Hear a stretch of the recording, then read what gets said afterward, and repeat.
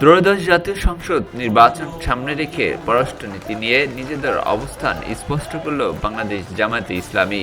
ক্ষমতায় গেলে প্রতিবেশী দেশ ভারতের সঙ্গে সুসম্পর্ক গড়ে তোলার প্রতিশ্রুতি দিয়েছে দলটি। একই সঙ্গে আঞ্চলিক সহযোগিতা ও বৈশ্বিক কূটনৈতিক সম্পর্ক জোরদারের কথাও বলা হয়েছে তাদের নির্বাচনী ইশতেহারে। বুধবার রাজধানী বনানীর একটি হোটেলে আয়োজিত ইশতেহার ঘোষণা অনুষ্ঠানে জামায়াতে ইসলামী তাদের পররাষ্ট্রনীতির রূপরেখা তুলে ধরে।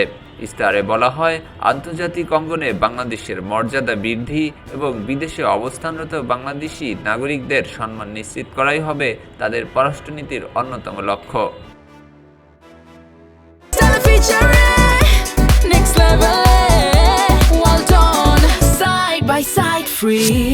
জামায়াত জানায়, ক্ষমতায় গেলে বাংলাদেশি পাসপোর্টের গ্রহণযোগ্যতা ও মর্যাদা বাড়াতে কার্যকর উদ্যোগ নেওয়া হবে। পাশাপাশি প্রতিবেশী ও নিকটবর্তী দেশগুলোর সঙ্গে পারস্পরিক সম্মান, ন্যায্যতা এবং সার্বভৌম স্বার্থের ভিত্তিতে সম্পর্ক জোরদার করা হবে।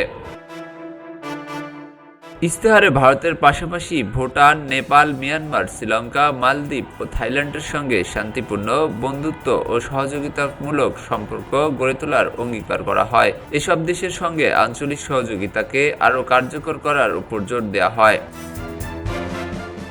এছাড়াও মুসলিম বিশ্বের দেশগুলোর সঙ্গে সম্পর্ককে অগ্রাধিকার দেওয়ার কথা জানায় দলটি। একই সঙ্গে যুক্তরাষ্ট্র, যুক্তরাজ্য, ইউরোপীয় ইউনিয়ন, জাপান ও কানাডা সহ উন্নত দেশগুলোর সঙ্গে ভারসাম্যপূর্ণ ও গঠনমূলক কূটনৈতিক সম্পর্ক প্রতিষ্ঠার প্রতিশ্রুতি দেওয়া হয়।